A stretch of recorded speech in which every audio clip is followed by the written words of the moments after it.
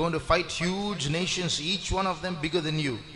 தேவன் யோசுவாவை பார்த்து சொல்கிறார், யோசுவாவை நீயும் உன் ஜனங்களும் உங்களை காட்டிலும் மிகவும் பெரிதான ஜாதியோடு கூட நீங்கள் யுத்தம் செய்ய போகிறீர்கள். They are going to come against you with swords and spears and bows and arrows. அவர்கள் உங்களுக்கு விரோதமாக ஈட்டிகளோடும் பட்டயங்களோடும் கத்திகளோடும் வந்து உங்களோடு கூட சண்டையிட போகிறார்கள். They are going to come in thousands. அவர்கள் ஆயிரமாய் வரப்போகிறார்கள். So listen, what are you going to do? இப்பொழுது நீ கவனமாய் கேள், நீ என்ன செய்ய போகிறாய்? Read the Bible well. வேதத்தை நன்றாக வாசி. See how stupid it is, those instructions. இந்த கட்டளை எல்லாம் எவ்வளவு ஒரு புத்தினமாய் காணப்படுகிறது அல்லவா? If someone comes against you with a sword, will you open the Bible and start reading at the time? ஒருவர் உங்களோடு கூட பட்டயத்தை எடுத்துக்கொண்டு சண்டையிட வருவாரே என்றால் அந்த நேரத்தில் நீங்கள் வேதத்தை எடுத்து வாசித்துக் கொண்டிருப்பீர்கள். That's what God is telling Joshua to do. Read the Bible well because they are coming to fight with you. அதைத்தான் தேவன் யோசுவாவுக்கு சொல்கிறார். இப்பொழுது அவர்கள் உன்னோடு கூட யுத்தம் செய்ய வரப்போகிறார்கள், நீ வேதத்தை எடுத்து நன்றாக வாசி என்று சொல்கிறார். Joshua, you're going to fight with them, you're going to overcome them, and you're going to divide the land to all the Israelites. So read the Bible well. யோசுவாவே, நீ அந்த ஜாதியோடு யுத்தம் செய்ய போகிறாய், நன்றாக யுத்தம் செய்து அவருடைய தேசத்தை உன்னுடைய இஸ்ரவேலருக்கு நீ பங்கிட போகிறாய், ஆகையினாலே வேதத்தை நன்றாக வாசி என்று சொல்கிறார். There's a big secret in this. இதிலே ஒரு பெரிய ரகசியம் மறைந்திருக்கிறது. In this Bible lies a wisdom that is more powerful than the strength of swords and spears. இந்த வேதத்திற்குள் மறைந்திருக்கிறதான பெரிய ஞானமானது இந்த உலகத்தில் காணப்படுகிறதான பெரிய பட்டயங்களை காட்டிலும் ஈட்டிகளின் பலத்தை காட்டிலும் அது மிகவும் பெரிதாய் காணப்படுகிறது. In this word of God lies a wisdom that helps us to harness or to channelize all our strengths in the proper direction.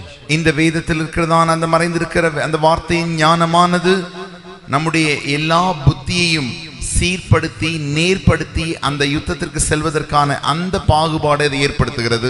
This Bible or the law book was able to provide Joshua with the wisdom to develop intelligent strategies that was able to overcome the enemy.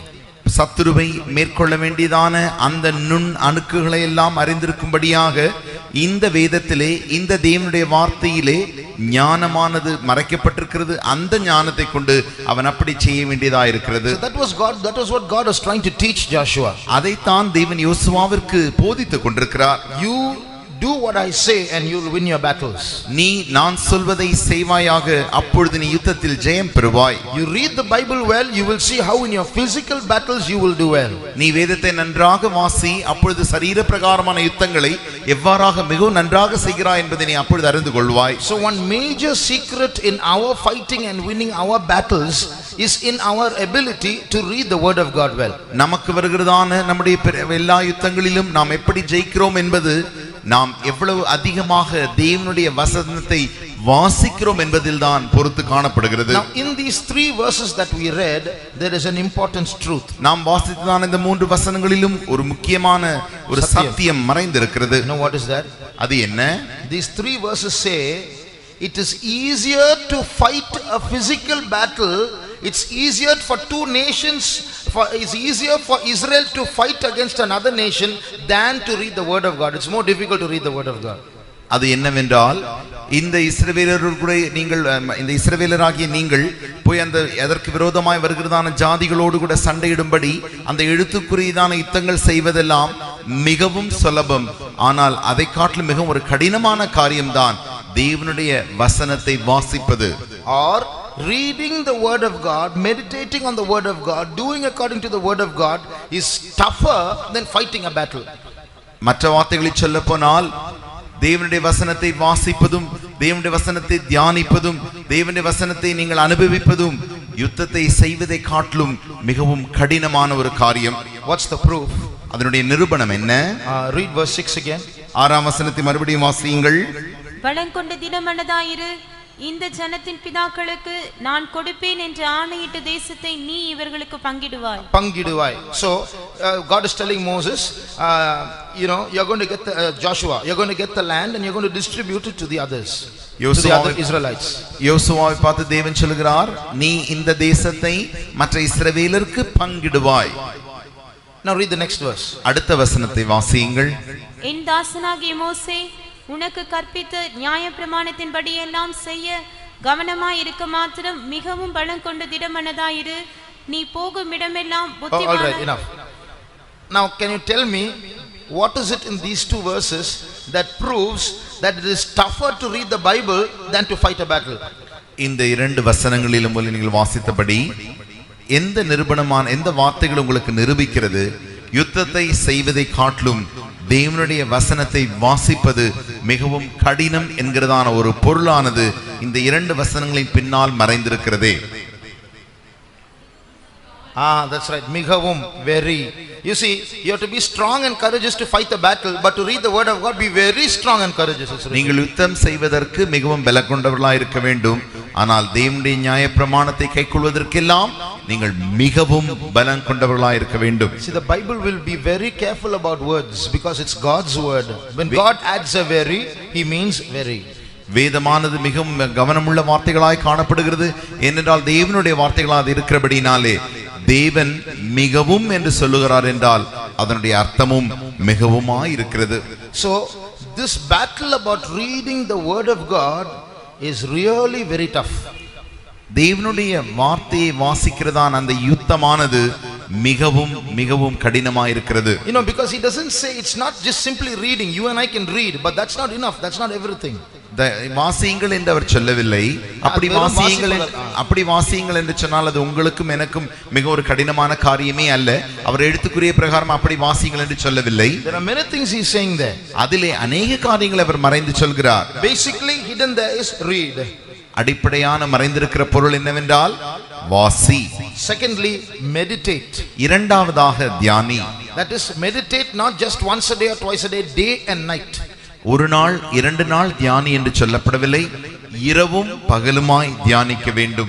Thirdly, let it not depart from thy mouth. In other words, talk about it all the time. Let the word of God be in your mouth all the time. Share it with others. Keep repeating it in your prayers and so on. மூன்றாவது கட்டளை என்னவென்றால் அதை உன் வாயை விட்டு பிரியாதிருப்பதாக.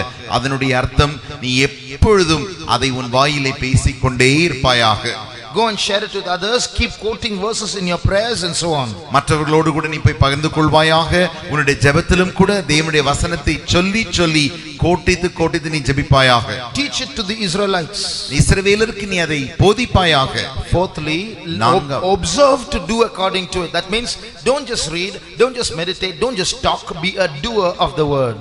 நான்காவதாக அதை எழுதியிருக்கிறபடியெல்லாம் நீ கவனமாய் செய்வாயாக. அதை பேசுவது மாத்திரமல்ல, தியானிப்பது மாத்திரமல்ல, நீ செய்ய வேண்டியதும் அவசியமாயிருக்கிறது. You know why? Because we don't realize that there is a power hidden in these words that if we can really enjoy, life will become very successful. சொல்லப்போனால் இந்த தேவனுடைய வார்த்தைகளுக்கு பின்பாக இருக்கிறதான அந்த வல்லமையை நீங்கள் சரியாக உணர்வீர்கள் என்றால் அது உங்களுக்கு மிகவும் உல்லாசமாய் காணப்படும். You see, in this very verse God tells Joshua, if you do what I say, read the word, meditate on it, speak always about it, and do as I tell you, don't turn to the left or to the right, then you will make your way prosperous and you shall have good success. இந்த வசனத்தில் நாம் வாசிக்கிறோம், நீ போகும் இடமெல்லாம் புத்திமானாய் நடந்து கொள்ளும்படிக்கு, ஜெயம் பெறும்படிக்கு, அதை விட்டு வலதுபுறமோ இடதுபுறமோ விலகாதபடிக்கு, உன் வாயை விட்டு பிரியாதபடிக்கு இதை நீ செய்ய கவனமாய் இருக்கும்படி இரவும் பகலும் அதை தியானித்து கொண்டிருப்பாயாக. அப்பொழுது அவர் உன் வழியை வாய்க்க பண்ணுவார். The same truth is repeated in the first psalm. இதே சத்தியமானது ஒன்றாம் சங்கீதத்தில் திரும்பவுமாக சொல்லப்படுகிறது. Read verse 2 onwards. இரண்டாம் வசனத்திலிருந்து வாசியுங்கள்.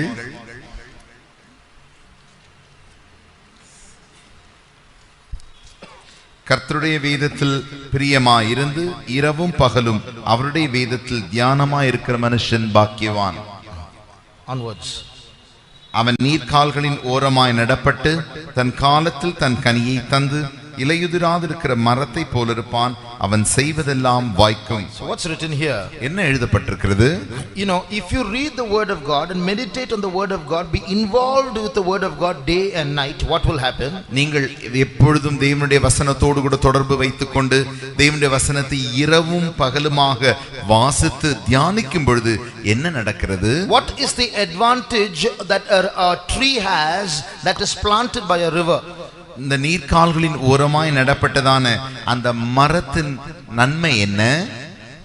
Anyone? What's the advantage of a tree near a river?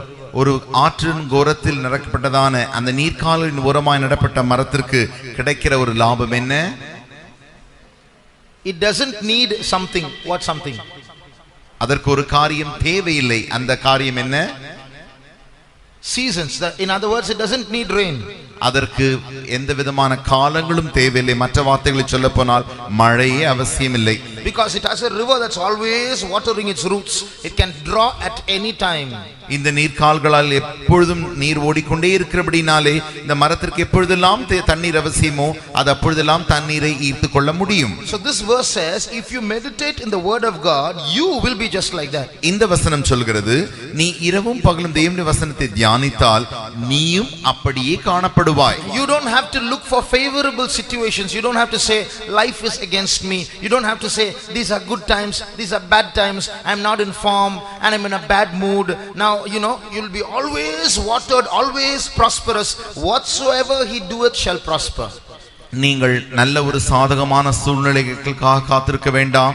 மறுவார்த்தைகள் சொல்ல போனால் இது எனக்கு கெட்ட நேரம், நல்ல நேரத்திற்காக காத்திருக்கிறேன், நல்ல வேலைக்காக காத்திருக்கிறேன், நல்ல சூழ்நிலைக்காக காத்திருக்கிறேன் எல்லாம் சொல்ல வேண்டாம்.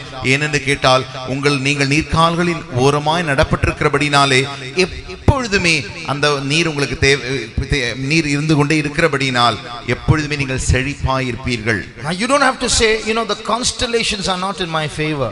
இந்த ராசிகள் எல்லாம் எனக்கு சாதகமா இல்லை என்று நீங்கள் சொல்ல வேண்டிய அவசியமில்லை. Whatever the constellation might say, you are planted by the river. You are a man who always loves the word of God and you are speaking it, thinking it and living it. So you will always be watered by the word of God. You will always be prosperous. நீங்கள் ராசிகளை எல்லாம் பார்த்து நீங்கள் கவலைப்பட வேண்டிய பயப்பட வேண்டிய அவசியமே கிடையாது. ஏனென்று கேட்டால் நீ நீர்க்கால்களின் ஓரமாய் நடப்பட்ட மனிதனாய் இருக்கிறபடினாலே இரவும் பகலும் தேவனுடைய வசனத்தை தியானிக்கிறபடியினாலே நீ எப்பொழுதுமே செழிப்பாக இருப்பாய். நீ செய்வதெல்லாம் வாய்த்துக் கொண்டே இருக்கும். So if only we can manage to do like this according to God's instructions, our battles will be fought very easily. நாம் தேவனுடைய அந்த கட்டளைகளின் படியெல்லாம் செய்ய மாத்திரம் நாம் முயற்சிக்குமானால் நம்முடைய யுத்தங்கள் எல்லாம் மிகவும் சுலபமாய் நாம் சந்தித்து விடலாம். Now I have a mind.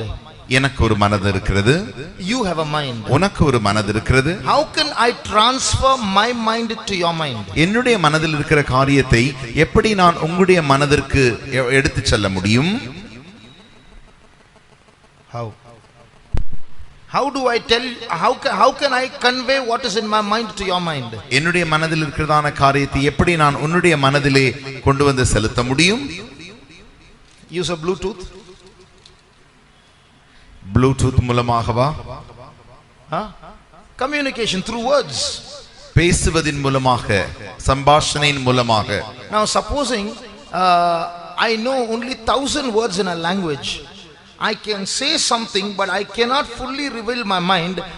My conveyance or my communication will be limited to those 1000 words. உதாரணமாக எனக்கு ஒரு பாஷை தெரிந்திருக்குமானால் அந்த பாஷையில் எனக்கு 1000 வார்த்தைகளே தெரிந்திருக்குமானால் நான் உங்களோடு கூட பகிர்ந்து கொள்ள வேண்டிய எல்லாவற்றையும் என்னால் பகிர்ந்து கொள்ள முடியாது.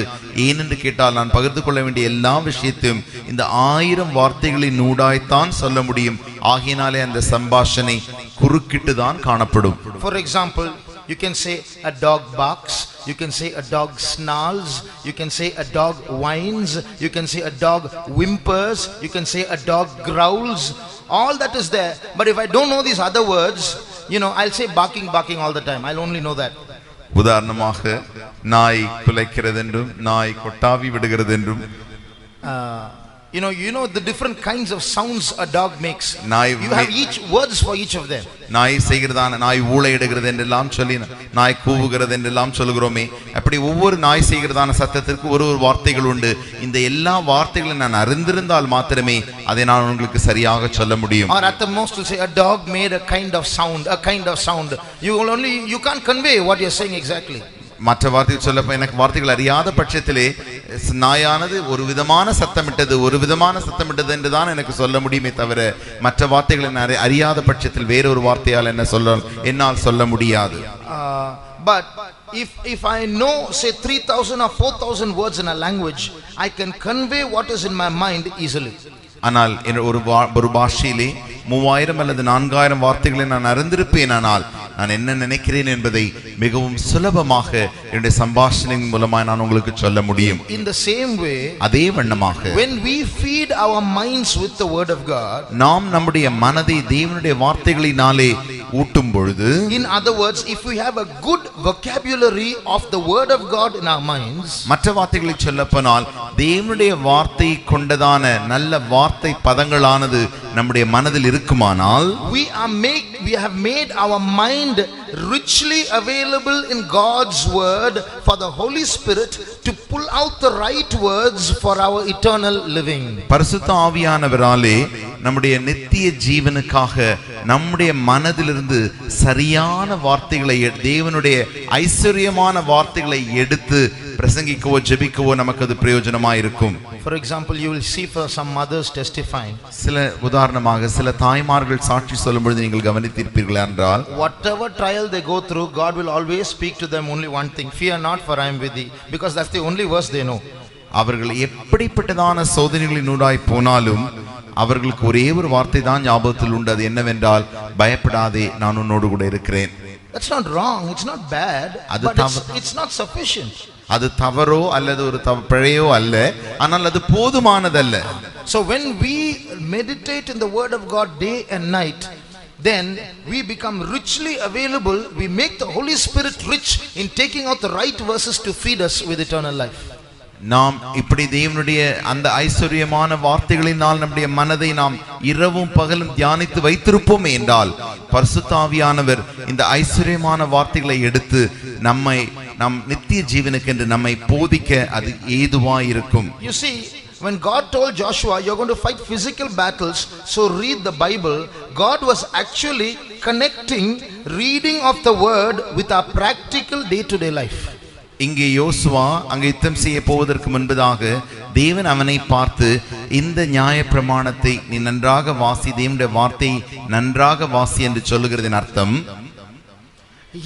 he was connecting reading of the word with practical physical day-to-day life. அவர் தேவனுடைய வார்த்தையை வாசிப்பதை நாம் ஜீவித்து வருகிறோமே, அந்த எழுத்துக்குரியதான ஜீவியத்தோடு கூட ஒரு தொடர்பை உண்டாக்கி சொல்கிறார். So if you're not involved properly in the word of God, you can't live well. That's the meaning. அதனுடைய அர்த்தம் என்னவென்றால், நீங்கள் உங்களுடைய தேவனுடைய வார்த்தையிலே நீங்கள் சரியாய் உங்களை ஈடுபடுத்தாத பட்சத்தில் உங்களால் சரியாக ஜீவிக்க முடியாது. Pastor Selvam, Adya Center pastor, was lamenting some days back. கொஞ்சம் சமீப காலத்தில் பாஸ்டர் செல்வம் அவர்கள் அடையார் சென்டர் பாஸ்டரான பாஸ்டர் செல்வம் அவர்கள் ஒரு புலம்பலை சொல்லிக் கொண்டிருந்தார். He said, I have really gone backwards in my Bible reading. என்னுடைய வேத வாசிப்பிலே நான் மிகவும் பின்மாற்றம் அடைந்திருக்கிறேன் என்று சொன்னார். Because these days I am reading only 40 to 50 chapters a day. ஏனென்று கேட்டால் இந்த நாட்களில் நான் 40-50 அதிகாரங்கள் தான் ஒரு நாளைக்கு படிக்கிறேன் என்று சொன்னார். He used to read 120 chapters, now he is reading only 40 to 50, so he is backslidden, it seems. Then what name can we give for ourselves? அவர் ஆதி நாட்களிலே ஒரு நாளைக்கு 120 அதிகாரம் வாசிப்பாராம். இப்பொழுது அவரால் 40-50 அதிகாரங்களே வாசிக்க முடிகிறதாம். அதனாலே தன்னை பின்மாற்றத்தில் வந்துவிட்டேன் என்று சொல்கிறாரே. நம்மை குறித்துதான் நிலவரம் என்ன? What name can we call ourselves? நமக்கு அப்படி என்றால் நம்மை நாம் என்ன பெயர் சொல்லி அழைக்க முடியும்? So we have to be more involved in the word of God. ஆகையினாலே நாம் தேவனுடைய வசனத்தில் மிகவும் அதிகமாய் ஈடுபட்டிருக்க வேண்டும். See, God, the Holy Spirit is not able to provide us with the right. No, we often say, no, God is not speaking. God is not speaking, because we are not providing him with the words in our mind to speak. நாம் அடிக்கடி சொல்கிறோம் தேவன் என்னோடு கூட பேசுகிறதில்லை, தேவன் என்னோடு கூட பேசுகிறதில்லை. காரணம் என்னவென்றால் தேவன் நம்மோடு கூட பேசும்படியான அந்த ஐஸ்வர்யமான தேவனுடைய வார்த்தைகளை நம்முடைய மனதில் நாம் ஏற்றி வைத்துக் கொள்ளாதது எதற்கு காரணம்? One day one believer sister got some imported sarees. ஒரு நாள் ஒரு விசுவாச சகோதரி அவர்கள் வெளிநாட்டிலிருந்து பல புடவைகளை கொண்டு வந்திருந்தார்கள். She gave it to another believer and said, "You like to buy this?" மற்ற ஒரு விசுவாசியை பார்த்து இதிலே எந்த புடவையான உனக்கு விலைக்கு வாங்க வேண்டுமோ என்று கேட்டார்கள். And the other sister was ready to buy. மற்ற ஒரு சகோதரி அதை வாங்கும்படி மிகவும் ஆயத்தமாக இருந்தார்கள். As she was going to get the money, suddenly a verse came into her mind, "Make not my father's house a house of merchandise." அவர்கள் தன்னுடைய வீட்டிற்கு போய் பணத்தை எடுத்துக்கொண்டு வர வேண்டும் என்று அப்படி போகிறதான் அந்த சமயத்தில் தானே அந்த சகோதரிக்கு திடீரென்று தேவன் தன்னுடைய ஒரு வசனத்தை தந்தார். என்னுடைய வீட்டை கள்ளர் குகை ஆக்க வேண்டாம் என்று சொல்கிற வார்த்தை அவர்களுக்கு மனதில் வந்தது. One day a pastor was going to pray for a demon possessed woman. ஒரு நாள் ஒரு பாஸ்டர் அவர்கள் பிசாசு பிடித்ததான ஒரு ஸ்திரீக்கு ஜெபிக்கும்படி முயற்சித்தார்கள். And as the pastor was entering into that room, the demon in that woman said, "You take one step more, I will expose all the wrong things, all the secrets of your life. Be careful." அவர்கள் போய் அந்த அறைக்குள்ளே காலை எடுத்து வைப்பதற்கு அந்த சமயத்தில் தானே உடனடியாக அந்த பிசாசு பிடித்த ஸ்திரீ சொன்னார்கள், இன்னும் நீ ஒரு படி எடுத்து முன் வந்தால் உன்னை குறித்து நீ செய்ததான எல்லா தவறான காரியத்தையும் நான் எல்லாருக்கும் இப்பொழுது வெளிப்படுத்தி விடுவேன் என்று சொன்னதாம். That pastor stopped. உடனடியாக பாஸ்டர் நின்று போனார். Because we all have so many wrong things. Which one is he going to take out and tell everybody? ஏனென்றால் நமக்கு எல்லாருக்குமே பலவிதமான தவறுகள் உண்டு. எந்த தவறை எடுத்து இந்த பிசாசு சொல்லிவிடுமோ தெரியாது. Suddenly a verse came into his mind. உடனடியாக ஒரு வசனம் அவருக்கு ஞாபகத்தில் வந்தது. Who shall lay anything to the charge of God's elect? தேவனால் தெரிந்து கொள்ளப்பட்டவனை குற்றம் சுமத்துவன் யார்? Immediately he quoted that verse. உடனடியாக அவர் அந்த வசனத்தை அதற்கு முன்பாக சொன்னார். And went forward, the demon left. உடனடியாக முன்னடி வைத்த மாத்திரத்தில் அந்த பிசாசு ஓடி போய்விட்டது. Now supposing at that moment that pastor knew only fear not for I am with thee, God will say fear not for I am with thee, it won't help him to go forward, it will help him to remain there, not run away. That's all. உடனடி ஒரு உதாரணமாக இந்த பாஸ்டருக்கு பயப்படாதே நான் உன்னோடு கூட இருக்கிறேன் என்கிற அந்த வாசனம் மாத்திரம் தெரிந்திருக்குமானால் அப்பொழுது தேவன் சொல்லியிருப்பார், பயப்படாதே நான் உன்னோடு கூட இருக்கிறேன் என்கிற வார்த்தையை தான் சொல்லியிருப்பார். ஆகையினால் அந்த வார்த்தையை கேட்டுவிட்டு இவர் அந்த அறையிலிருந்து ஓடியே வந்திருப்பார். Supposing that sister was coming to buy the sarees and God told fear not for I am with thee, it will help her to really buy it. That's all.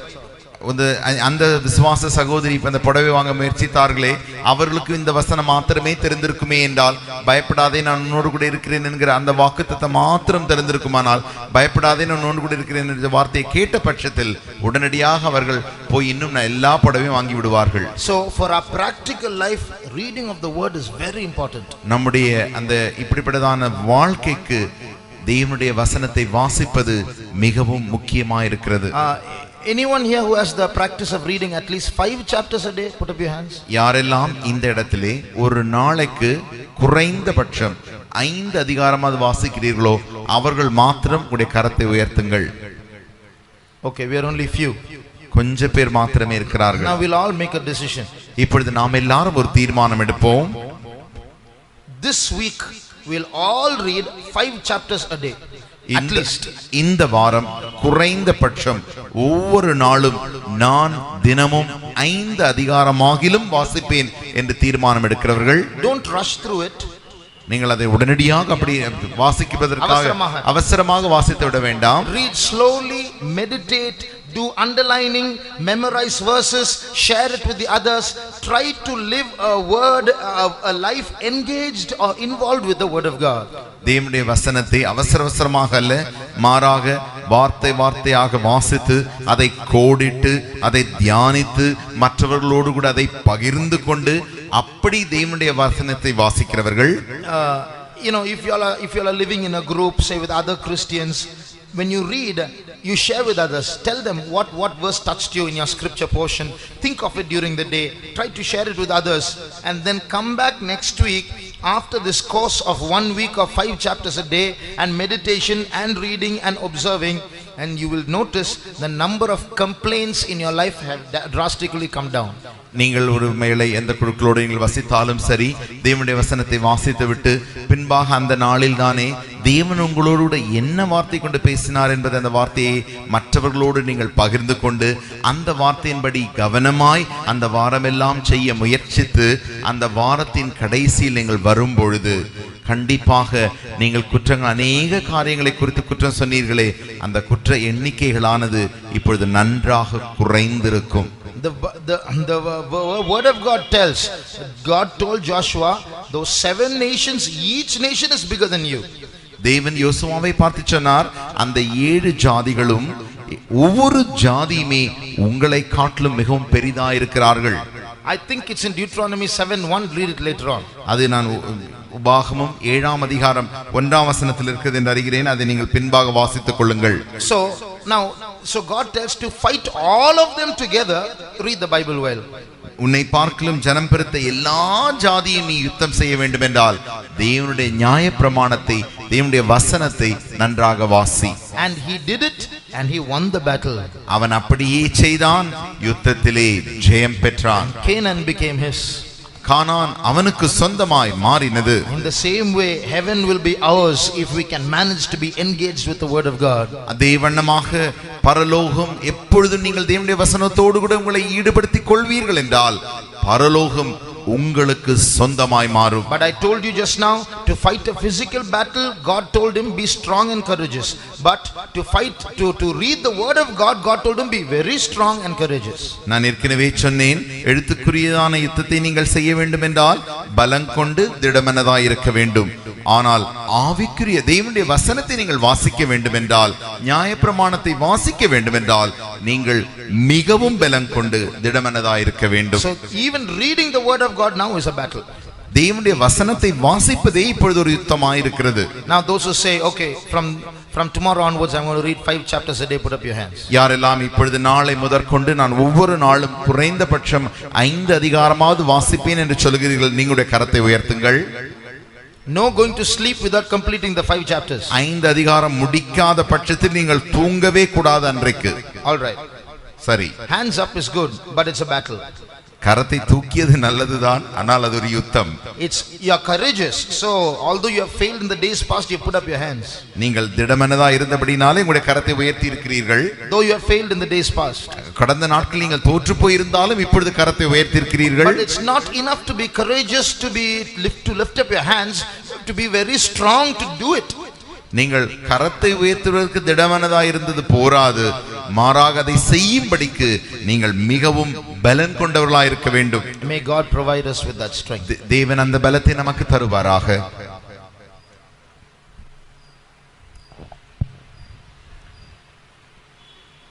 ரெண்டு பேரை ஈஸியா அசைக்க முடியாது. There are 2 people you cannot easily shake. ஒரு கூட்டத்தார் கர்த்தருடைய வசனத்தின் மேலே அப்படியே தங்கி இருக்கிறவங்க. There's one group of people who are always built upon the word of God. எவ்வளவு பெரிய காற்றும் மழையும் பெஞ்சாலும் கற்பாறையின் மேல வசனத்தின் மேல ஆண்டவர் மேல இருக்கனால அசைய மாட்டாங்க. No matter what storm blows, what wind blows, they are built on the rock of the word of God.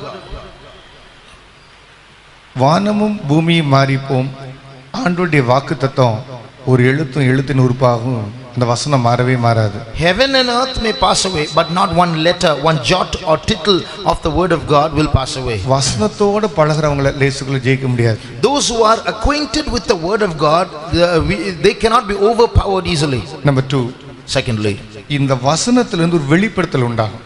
from the word of God there are revelations. அது மேல ஜீவிக்கிறவங்களை யாரும் அசைக்க முடியாது. Those who live based on those revelations cannot be shaken. சொல்ல போனா பாதாளத்தின் வாசல்கள் மேற்கொள்ள மாட்டாதுன்னு சொல்றது யாரை பத்தினா, மாம்சமும் இரத்தமும் இதை வெளிப்படுத்தல, ஆனா தேவன் உங்களுக்கு வெளிப்படுத்தினார். அப்ப வெளிப்படுத்தல தம்முடைய ஜீவியத்தை கட்டுறவங்கள பாதாளத்தின் வாசல்கள் மேற்கொள்ளார். See, Jesus told Peter, the gates of hell shall not prevail against thee. Why? Because he got a revelation, thou art the son of the living God. And based on that revelation, because of that revelation, the heavenly Father has revealed it to you, so gates of hell will not prevail against you. இப்போ அனகாபுத்தூர்ல இருந்து செங்கல்பட்டுக்கு transfer ஆகிற brother John, அவர் எனக்கு ஒரு senior தான்.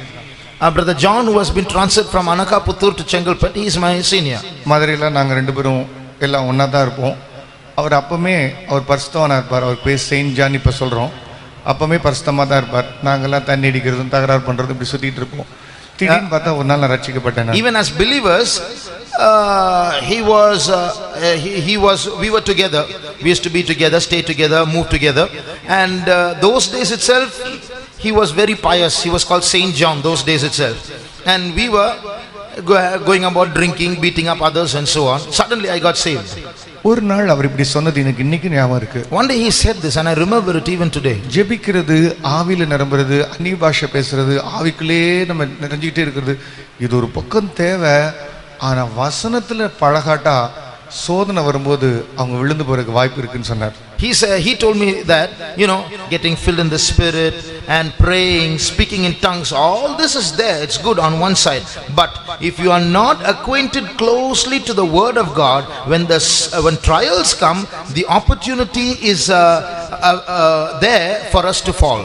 பைபிள்லையும் ஆண்டவரே சொல்லியிருக்கிறார், சங்கீதத்தில் சொல்லப்பட்டிருக்கு, உம்முடைய சகல பிரஸ்தாவங்களை காட்டிலும் உம்முடைய வார்த்தையவே நீர் மேன்மைப்படுத்தி இருக்கிறீர்.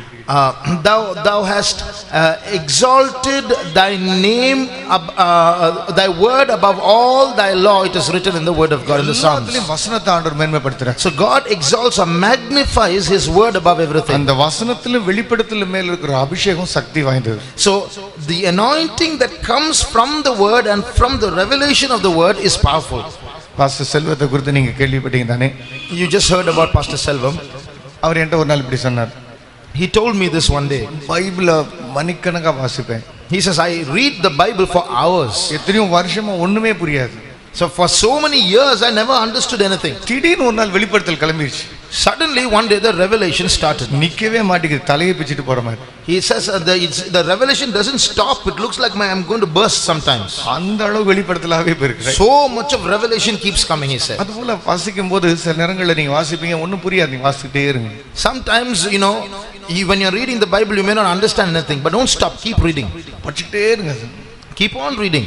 அது உங்க மைண்ட்ல ஸ்டோர் ஆயிட்டே இருக்கு. It will get stored and embedded in the mind. ஒரு நேரம் வரும், a time will come, வெளிச்சம் உண்டா, a light will come from there, வல்லமை புறப்படும், and power will come from there. எதையும் மேற்கொள்வீங்க. You can overcome anything. நான் நிறைய பிசாசு துரத்தும் போது, when I chase many demons, வசனங்களை மாத்திரம் சொல்லிக்கிட்டே இருப்பேன். I keep on narrating the word of God. வசனங்களை சொல்லி சொல்லி தோத்திரம் பண்ணிட்டே இருப்பேன். Keep on mentioning the word of God and praising. பிசாசு அப்படி பலவீனமாயிரும். The devil becomes weak and incapacitated before the word. அப்படி நம்ம தொடச்செறிகிற மாதிரி எரிஞ்சலாம். And I can just sweep him off. அது அர்த்தம் என்ன? The meaning, வசனத்துக்குள்ள அவ்வளவு வல்லமை இருக்கு. there's so much power in the word of God. வசனத்தினால் நிறைஞ்சிருக்கிற ஒரு மனுஷனை லேசுக்குள்ள பிசாசு தொடவே முடியாது. The devil cannot easily touch a man filled with the word of God. நான் ஆண்டவர்ட்ட இப்படி கூட கேட்டேன் நூதனமா. I asked the Lord like this. சில பேர் படிக்காதவங்களுக்கு ஒரே நைட்ல வசனம் பூரா தெரிஞ்சிருது.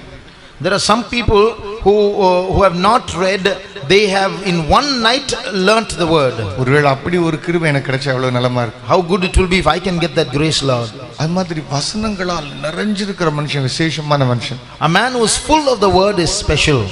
அதனால இப்ப கொஞ்ச நேரம் ஆண்டவரே உடைய வார்த்தை உடைய வெளிப்படுத்தலால் என்னை நிரப்ப ஆண்டவரே. Now for some time you're going to pray, Lord, fill me with your word, with revelations. வசனத்தின் வெளிப்படுத்தல் எனக்குள்ள நிறையட்ட ஆண்டவரே. Let your word and revelations fill my heart. வசனம் நமக்குள்ள பளிச்சு ஞாபகத்துக்கு வரும். The sparks or the refulgence of the word of God should be there bright before me. அந்த வசனம் வந்து நம்ம சொல்லிக்கிட்டே இருந்தாலே போதும், அதுல இருந்து வல்லமை புறப்பட்டு போய் எல்லா சத்துருவையும் துரத்தும். If we just mention that word of God, this power will go and shatter the enemy. இன்றைக்கும் கூட நான் எத்தனையோ அனுபவங்களை நாங்கள் எல்லாருமே உங்களுக்கு சொல்லலாம். I can share with you many experiences connected with this.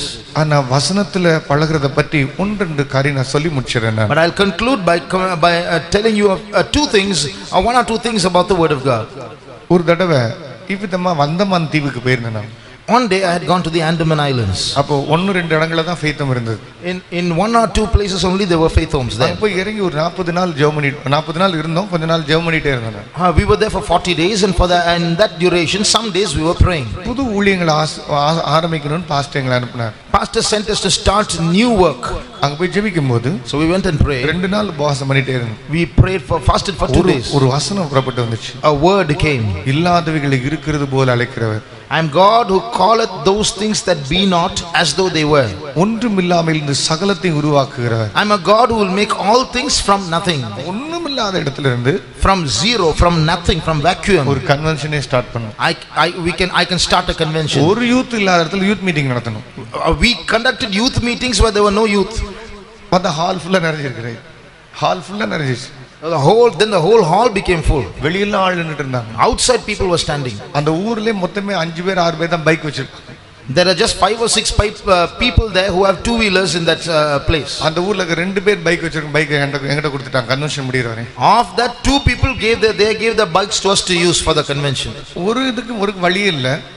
There were no facilities. சாப்பாடுக்கு எப்படி வழி கொடுக்க எத்தனை பேருக்கு சாப்பாடு போட தெரியாது. How are we going to provide food for so many people? ஒருத்தர் போர்ட் பிளேயர்ல இருந்து அவ்வளவு காய்கறி வாங்கிட்டு வந்து போட்டு விட்டார். One man came from Port Blair and he provided the whole lot of vegetables for us and went away. ஒருத்தர் வஞ்சிர மீன் ஃபுல் சப்ளை பண்ணிட்டார். One man he got sea of fish for us and provided for us.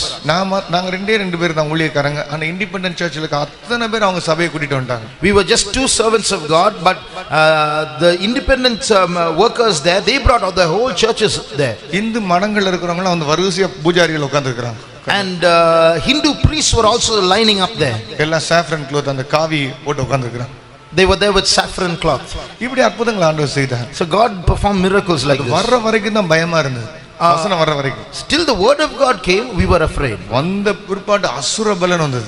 After the word came, we were very strong. எனக்கு இந்த கால்ல புண் வந்துச்சு. When I was sick with this wound on my feet, ஆண்டவர் என்னோடு நிறைய பேசிட்டே இருந்தார். the Lord was speaking many things to me.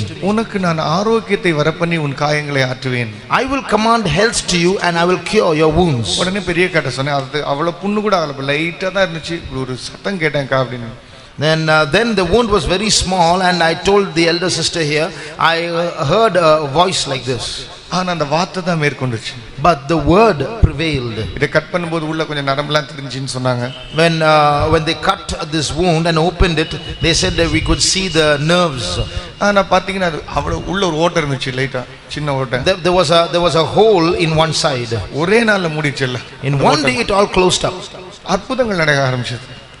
Miracles started taking place. வசனங்களுக்குள்ள நம்ம பழகிட்டோம்னா பயப்படாம இருப்போம். If we get acquainted with the word like this, we don't have to fear. அதனால ஆண்டவரே இந்த வசனங்களோடே பழகணும், வெளிப்படுத்தலால் நிறைந்திருக்கணும்னு சொல்லி அது ஒரு கிஃப்டா கேட்போமா? So shall we ask God for that gift to get acquainted with the word of God? எபேசியருக்கு Pavul எழுதும்போது when writing to the Ephesians, அவர் ஒரு விசேஷமான ஒண்ணுக்காக ஜெபிக்க சொல்றார். he asks them to pray for one thing. ஞானத்தையும் வெளிப்படுத்துகிற ஆவியை கர்த்தர் உங்களுக்கு தரணும். God should give you the spirit of wisdom and revelation.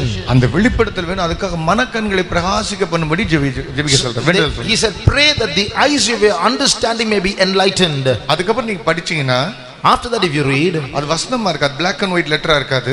it won't be black and white letter after that. அது உங்களோட பேசும். it will speak to you. அது பேசுறது மாத்திரம் இல்ல, it won't not only communicate, ஆவியானவர் உள்ள இருக்கிற ஆண்டவர் அதுக்குள்ள காட்டுவார். the spirit will show God who is hidden there. உங்களுக்கு மிகவும் பிரியமான அம்மாவோ அப்பாவோ உங்க சொந்தக்காரங்களோ உங்களுக்கு லெட்டர் எழுதுனா நீங்க வாசிச்சிட்டு இருக்கும்போதே அவங்க அதுக்குள்ள இருக்கிற மாதிரி ஒரு ஃபீலிங் இருக்கு, பாத்திருக்கீங்களா? Now haven't you realized sometimes when your dad or your mom who are far away write a letter to you and you read the letter, you will feel as though your dad is there inside the letter. அது வேற எழுத்து வடிவில் இருக்காது, உள்ள ஆள் இருக்கிற மாதிரியே இருக்கு, பேசிட்டே இருக்கிற மாதிரி. He won't be there in the form of letter, he'll be there like a person speaking to you. ஒவ்வொரு வரிக்குள்ள போகும்போது ஒரு சம்பவங்கள் பளிச்சு பளிச்சு பளிச்சு பளிச்சு அப்படி ஞாபகம்.